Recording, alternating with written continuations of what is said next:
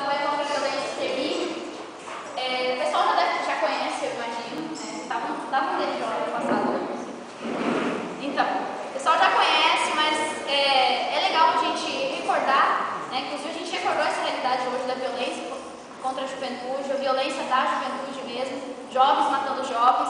Então, recordar essa música, cantar essa música, trazer essa música para os nossos grupos, é importante justamente por isso, para a gente não perder o nosso foco, a nossa meta, que é lutar pela vida, né? Pela vida da juventude. Então, vocês conhecem, né, gente? Só por precaução eu vou cantar para vocês aprenderem, né? Tá? Mas é assim, vamos juntos gritar, girar o mundo, chega de violência, extermínio de jovens. Vamos lá, vamos juntos gritar, girar o mundo, chega de violência, extermínio de jovens. Então tá, é só para aprender.